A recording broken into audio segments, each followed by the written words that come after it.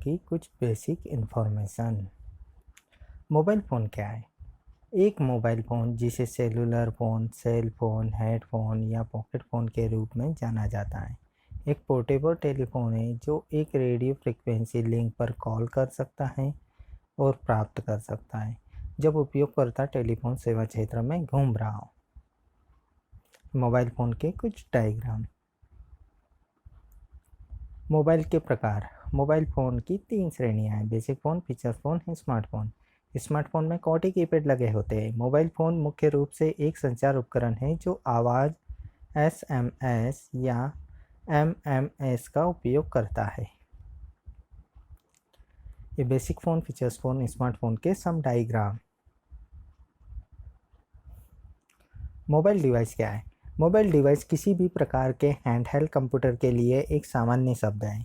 इन उपकरणों को बेहद पोर्टेबल होने के लिए डिज़ाइन किया गया है और ये अक्सर आपके हाथ में फिट हो सकते हैं। कुछ मोबाइल डिवाइस जैसे टैबलेट, ई रीडर, स्मार्टफोन इतने शक्तिशाली होते हैं कि आप डेस्कटॉप या लैपटॉप कंप्यूटर के साथ वही काम कर सकते हैं। मोबाइल उदाहरण क्या है?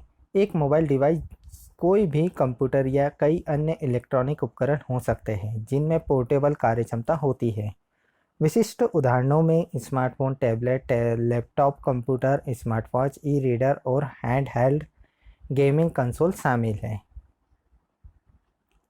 मोबाइल क्या है, समझाइए।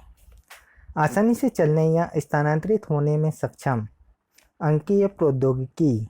सेल फोन से संबंधित या नोट करना, आमतौर पर कंप्यूटिंग क्षमता वाला या पोर्टेबल वायरलेस कंप्यूटिंग डिवाइस जो हाथ में रखते समय इस्तेमाल किया जाता है, जिसे mobile tablet, mobile PDA, mobile app. Mobile phone क्यों ज़रूरी है? मोबाइल फ़ोन क्यों ज़रूरी है? मोबाइल फ़ोन इसलिए भी महत्वपूर्ण है क्योंकि वे आपको डेटा स्टोर करने की अनुमति देते हैं। चित्र, टेक्स्ट और ऑडियो को कई मोबाइल फ़ोन पर संग्रहित किए जा सकते हैं।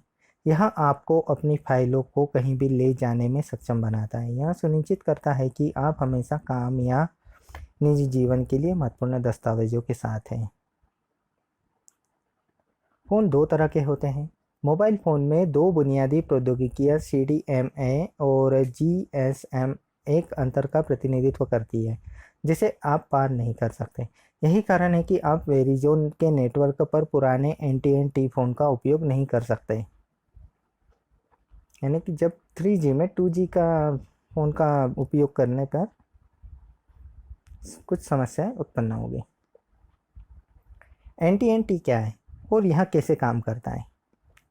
AT&T अमेरिका में फिक्स्ड और मोबाइल नेटवर्क दोनों के वाहक के रूप में काम करता है, लेकिन अन्य जगहों पर भी दूरसंचार सेवाएं प्रदान करता है। यह राजस्व के हिसाब से दुनिया का सबसे बड़ा टेलीकॉम ऑपरेटर है। AT&T डायरेक्ट टीवी के माध्यम से पे टीवी सेवाएं भी प्रदान करता है। AT&T अपने नेटवर्क का उपयोग आपदा वसूली सहित परिधीय सेवाओं की पेशकश करने के लिए भी करता है।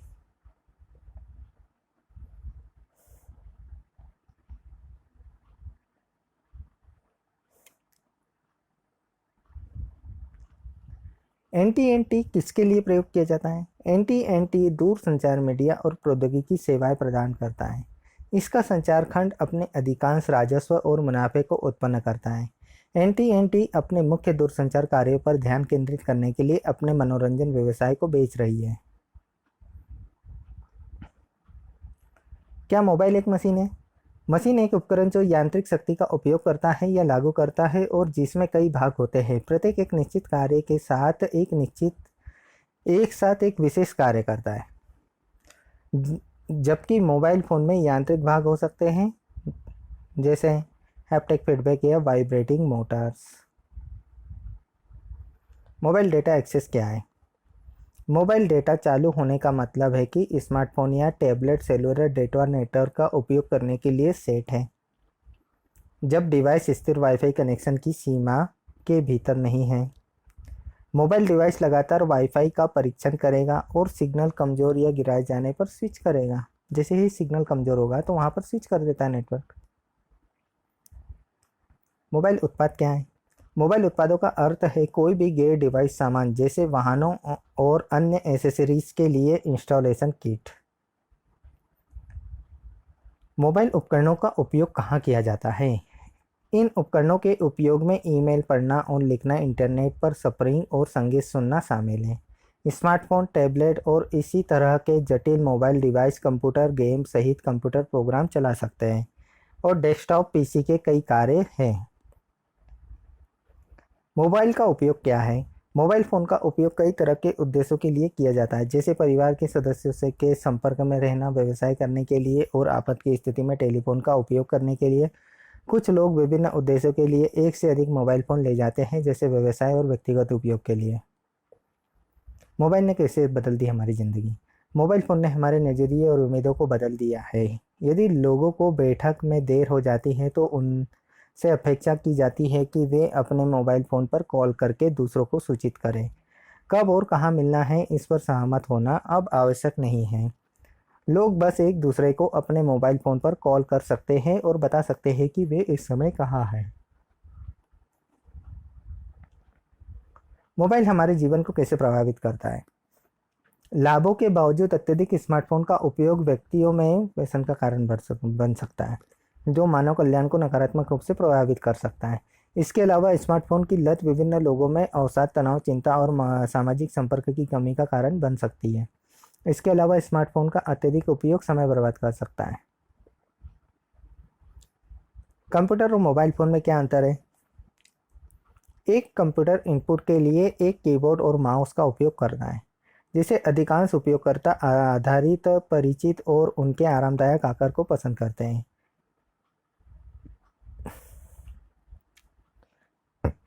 स्मार्टफोन में एक ऑन स्क्रीन टच कीबोर्ड होता है, जो एक मानक कंप्यूटर से छोटा होता है। छोटा कीबोर्ड उपयोगकर्ताओं के लिए टाइपिंग को और अधिक कठिन बना सकता है, खासकर जिनके पास बड़ी उंगलियां हैं। मोबाइल फ़ोन का आविष्कार किसने किया? Martin Cooper, Eric Tigerstedt, W Rae Young. क्या मोबाइल फ़ोन कंप्यूटर की जगह ले सकते हैं? लेकिन स्मार्टफोन कभी भी पीसी की जगह नहीं लेंगे, क्योंकि लैपटॉप का आकार हमेशा नवीनतम और महानतम स्मार्टफोन की तुलना में बेहतर आंतरिक विशेषताओं की अनुमति देता है, जिसमें स्टोरेज, प्रोसेसिंग पावर और बैटरी के क्षेत्र शामिल हैं। इसके अतिरिक्त पीसी का बड़ा फॉर्म फैक्टर कुछ मांग वाले कार्यों को पूरा करने के लिए इसे और अधिक आदर्श बनाता है। भारत में मोबाइल का आविष्कार किसने किया? 31 जुलाई को वह दिन है जब भारत में पहली बार मोबाइल कॉल की गई थी। यह 31 जुलाई 1995 को हुआ था और पश्चिम बंगाल के तत्कालीन मुख्यमंत्री ज्योति बासु ने केंद्रीय समाचार मंत्री सुखराम को फ़ोन किया था। भारत में पहला मोबाइल कॉल नोकिया हैंडसेट का उपयोग करके किया गया था। सेल फोन कैसे काम करता है? एक सेल फोन आपकी आवाज़ को स्थानांतरित करने के लिए तारों का उपयोग नहीं करता है। जब आप सेल फोन में बोलते हैं तो एक माइक्रोफोन आपकी आवाज़ को विद्युत संकेतों में बदल देता है। फोन में एक माइक्रोचिप विद्युत सिग्नल का उपयोग करके एक रेडियो तरंग को नियंत्रित भी करता है।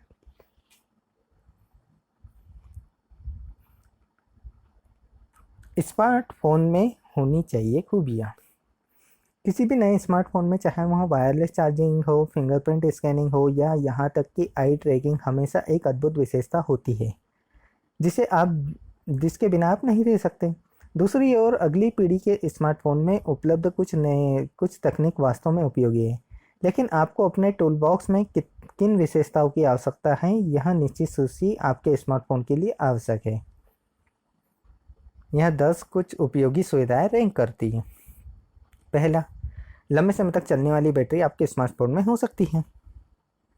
जितनी ज़्यादा बैटरी अधिक होगी उतनी देर तक आपका स्मार्टफोन बिना चार्जिंग के चल सकेगा। स्मार्टफोन हथियारों की दौड़ में तानागति प्रसरण गति अभी भी अंतिम पुरस्कार है। तीसरा, crystal clear display smartphone media का आनंद लेने के बारे में उतना ही है जितना वे संचार के बारे में है। आप मूवी देखते हैं, गेम खेलते हैं और अपने मोबाइल स्क्रीन पर तस्वीरें देखते हैं, और आप अपने आसपास सबसे क्रिस्प डिस्प्ले चाहते हैं। एक बढ़िया कैमरा मोबाइल फ़ोन पर बेहतर इमेज क्वालिटी प्राप्त करता है। मोबाइल फ़ोन में विभिन्न प्रकार के कैमरे हैं। एनएफसी नियर फील्ड कम्युनिकेशन वहाँ है जो दो उपकरणों को एक साथ पास होने पर वायरलेस तरीके से संचार करने में सक्षम बनाता है। एनएफसी वास्तव में आरएफआईडी यानी कि रेडियो फ्रिक्वेंसी आइडेंटिफिकेशन नामक किसी चीज़ का एक सबसेट है। एक ऐसी तकनीक जो हमें रेडियो तरंगों के माध्यम से चीज़ों की पहचान करने की अनुमति देती है।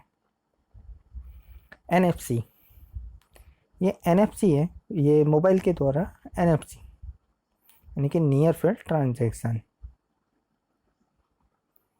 मल्टीपल विंडोज़ मोबाइल में एक साथ मल्टीपल विंडो का उपयोग। 8वां इंफ्रारेड रिमोट कंट्रोल। अपने स्मार्टफोन से अपने टीवी को नियंत्रित करना कितना अच्छा होगा, आप फिर कभी रिमोट की खोज नहीं करेंगे कि स्मार्टफोन के द्वारा ये इलेक्ट्रॉनिक गैजेट को कंट्रोल कर रहे हैं।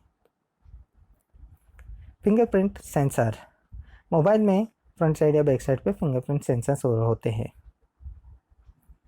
10वां वायरलेस चार्जिंग। यहाँ आप में से उन लोगों के लिए एक आसान सुविधा है जो आपके फ़ोन में प्लग इन नहीं करना चाहते हैं, बस इसे सेट करके यह चार्ज हो रहा है और चिंता मत करो, वायरलेस चार्जिंग पूरी तरह से सुरक्षित है।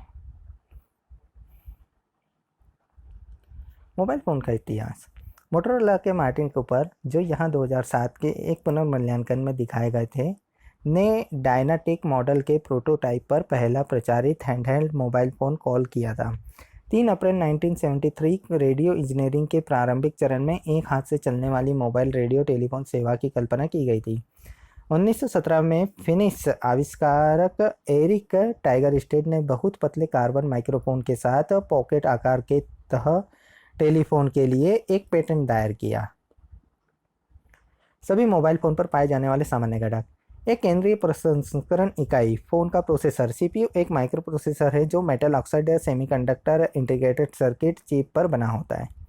बैटरी फ़ोन के कार्यों के लिए शक्ति स्रोत प्रदान करती है। एक आधुनिक हैंडसेट आमतौर पर लिथियम आयन बैटरी का उपयोग करता है, जबकि पुराने हैंडसेट में निकल मेटल हाइड्राइड बैटरी का उपयोग किया जाता है। उपयोगकर्ता को फ़ोन के साथ बातचीत करने की अनुमति देने के लिए एक इनपुट तंत्र। ये फीचर्स फ़ोन के लिए कीपैड और अधिकांश स्मार्टफोन के लिए टच स्क्रीन है, आमतौर पर कैपेसिटिव सेंसिंग के साथ होता है। ये एक डिस्प्ले जो उपयोगकर्ता के टाइपिंग को प्रतिनिधित्व करता है और टेक्स्ट, संदेश, संपर्क और बहुत कुछ प्रदर्शित करता है। डिस्प्ले आमतौर पर या तो लिक्विड क्रिस्टल डिस्प्ले या organic light emitting diode display होता है।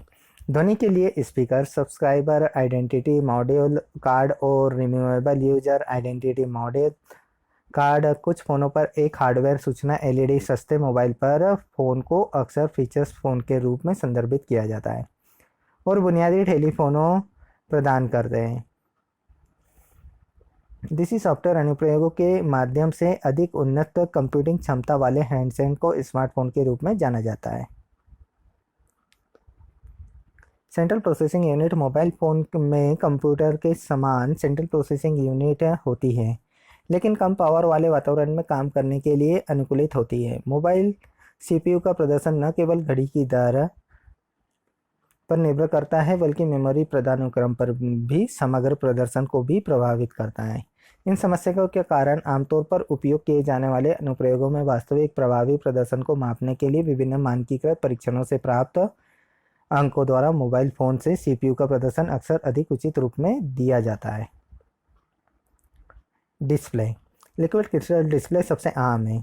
अन्य हैं आईपीएस एलईडी, ओएलईडी और एमओएलईडी डिस्प्ले। कुछ डिस्प्ले दबाव संवेदनशील डिजिटाइजर के साथ एकीकृत होते हैं, जैसे कि वाकॉम और सैमसंग द्वारा विकसित और एप्पल के 3D टच सिस्टम। बैटरी। औसत फ़ोन की बैटरी सबसे अच्छे 2 या 3 साल तक चलती है। कई wireless device lithium ion battery का उपयोग करते हैं जो 500 से 2500 बार चार्ज होती है। यह इस बात पर निर्भर करता है कि उपयोगकर्ता बैटरी की देखभाल कैसे करते हैं और चार्जिंग तकनीक का उपयोग कैसे करते हैं। इन रिचार्जेबल बैटरियों का रासायनिक रूप से पुराना होना स्वाभाविक है। यही वजह है कि 1 या 2 साल तक इसे इस्तेमाल करने पर बैटरी का प्रदर्शन बिगड़ना शुरू हो जाएगा। SIM card. विशिष्ट mobile phone mini SIM card mobile phone को काम करने के लिए एक छोटे माइक्रोचिप की आवश्यकता होती है, जिसे सब्सक्राइबर आइडेंटिटी मॉड्यूल या सिम कार्ड कहा जाता है। सिम कार्ड लगभग एक छोटे डाक टिकट के आकार का होता है और इसे आमतौर पर यूनिट के पिछले हिस्से में बैटरी के नीचे रखा जाता है। सिम सुरक्षित रूप से सेवा ग्राहक कुंजी और मोबाइल फ़ोन के उपयोगकर्ता को पहचानने और प्रमाणित करने के लिए उपयोग की जाने वाली की को सुरक्षित रूप से संग्रहित करता है। सिम कार्ड उपयोगकर्ता को केवल एक मोबाइल फ़ोन से सिम कार्ड निकालकर और दूसरे मोबाइल फ़ोन या ब्रॉडबैंड टेलीफोनों डिवाइस में डालकर फ़ोन बदलने की अनुमति देता है, बशर्ते कि इसे सिम ब्लॉक द्वारा रोका न जाए। पहला सिम कार्ड 1991 में म्यूनिक स्मार्ट कार्ड निर्माता गिसेके एंड डेविरिएंट द्वारा Finnish wireless network operator radio Linja के लिए बनाया गया था।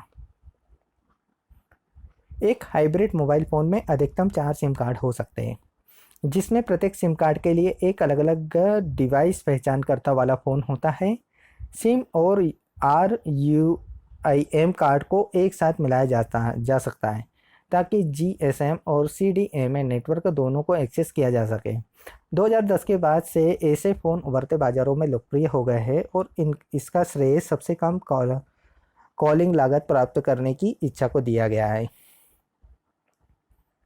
Mobile operating system features phone में बेसिक सॉफ्टवेयर प्लेटफॉर्म होते हैं, स्मार्टफोन में उन्नत सॉफ्टवेयर प्लेटफॉर्म होते हैं। एंड्रॉयड OS 2011 से दुनिया भर में स्मार्टफोन पर सबसे अधिक बिकने वाला OS है। मोबाइल एप्लीकेशन मोबाइल ऐप एक कंप्यूटर प्रोग्राम है जिसे स्मार्टफोन जैसे मोबाइल डिवाइस पर चलाने के लिए डिजाइन किया गया है। ऐप शब्द सॉफ्टवेयर एप्लीकेशन शब्द का छोटा रूप है। संदेश यह भी देखें SMS और MMS एक पाठ संदेश मोबाइल फ़ोन पर एक सामान्य data application short message service text messaging है। पहला SMS संदेश एक कंप्यूटर से मोबाइल फ़ोन पर 1992 में UK में भेजा गया था, जबकि फ़ोन से फ़ोन पर पहला व्यक्ति से व्यक्ति SMS 1993 में फिनलैंड में भेजा गया था। SMS के माध्यम से वितरित पहली मोबाइल समाचार सेवा शुरू की गई थी फिनलैंड में 2000 में, और बाद में कई संगठनों ने SMS द्वारा ऑन डिमांड और तत्काल समाचार सेवाएं प्रदान की। मल्टीमीडिया मैसेजिंग सर्विस मार्च 2002 में शुरू की गई थी।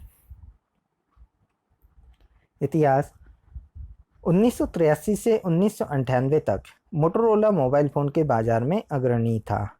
1998 से 2012 तक नोकिया मोबाइल फ़ोन में मार्केट लीडर था। 2012 की पहली तिमाही में सैमसंग ने नोकिया को पीछे छोड़ते हुए नोकिया की 82.7 मिलियन यूनिट की तुलना में 93.5 मिलियन यूनिट की बिक्री की। सैमसंग ने तब से अपना शीर्ष स्थान बरकरार रखा है। मोबाइल बैंकिंग और भुगतान मुख्य लेख मोबाइल बैंकिंग और मोबाइल भुगतान यह भी देखें या शाखा रहित बैंकिंग और संपर्क रहित भुगतान कई देशों में मोबाइल फ़ोन का उपयोग मोबाइल बैंकिंग सेवाएं प्रदान करने के लिए किया जाता है, जिनमें सुरक्षित SMS टेक्स्ट संदेश द्वारा नकद भुगतान स्थानांतरित करने की क्षमता शामिल हो सकती है। मोबाइल भुगतान का पहली बार परीक्षण फिनलैंड में 1998 में किया गया था, जब एस्पू में 2 कोका कोला वेंडिंग मशीनों को SMS भुगतान के साथ काम करने के लिए सक्षम किया गया था। आखिरकार यह विचार फैल गया और 1999 में फिलीपींस ने मोबाइल ऑपरेटरों ग्लोब और स्मार्टफोन के साथ देश की पहली वाणिज्यिक मोबाइल भुगतान प्रणाली शुरू की। कुछ मोबाइल फ़ोन प्रत्यक्ष मोबाइल बिलिंग योजनाओं के माध्यम से या संपर्क रहित भुगतान के माध्यम से मोबाइल भुगतान कर सकते हैं। यदि फ़ोन और बिक्री का स्थान फील्ड कम्युनिकेशन के पास समर्थन करता है, NFC से लेस मोबाइल फ़ोन के माध्यम से संपर्क रहित भुगतान को सक्षम करने के लिए निर्माताओं, नेटवर्क ऑपरेटरों और खुदरा व्यापारियों के सहयोग की आवश्यकता होती है। मोबाइल ट्रैकिंग मोबाइल फ़ोन का इस्तेमाल आमतौर पर लोकेशन डेटा इकट्ठा करने के लिए किया जाता है। जब फ़ोन चालू होता है तो मोबाइल फ़ोन से प्रत्येक तक जाने के लिए सिग्नल्स के लिए समय के अंतर की गणना करने के लिए बहुपक्षीय नामक तकनीक का उपयोग करके मोबाइल फ़ोन की भौगोलिक स्थिति को आसानी से निर्धारित किया जा सकता है। सिम कार्ड और हैंडसेट दोनों को ट्रैक किया जा सकता है। चोरी। सभी मोबाइल फ़ोन का एक विशिष्ट पहचानकर्ता होता है जिसे IMEI कहा जाता है। कोई भी अपने फ़ोन के खो जाने या चोरी होने की सूचना अपने टेलीकॉम कैरियर के पास दे सकता है और IMEI को एक केंद्रीय रजिस्ट्री के साथ काली सूची में डाल दिया जाएगा। दूरसंचार वाहक स्थानीय विनियमों के आधार पर अपने नेटवर्क में काली सूची में डाले गए फ़ोनों के अवरुद्ध कर सकते हैं या लागू कर सकते हैं। हालांकि ब्लैकलिस्ट को दरकिनार करने के कई तरीके हैं। एक तरीका यह है कि फ़ोन को ऐसे देश में भेजा जाए जहां दूरसंचार कंपनियों को ब्लैकलिस्टिंग को लागू करने या वहां बेचने की आवश्यकता नहीं है। दूसरे फ़ोन का IMEI नंबर बदलना शामिल है और फिर भी यदि मूल IMEI फ़ोन को ब्लैकलिस्ट किया जाता है तो मोबाइल फ़ोन का सेकेंड हैंड बाज़ार में कम मूल्य होता है। कुछ उपकरण और घटक है जैसे पेचकस, ये tweezer cutter blade, multimeter, battery booster, ये आयरन, मदरबोर्ड धारक, जंपर तार, SMD, DC आपूर्तिकर्ता, माइक्रोस्कोप।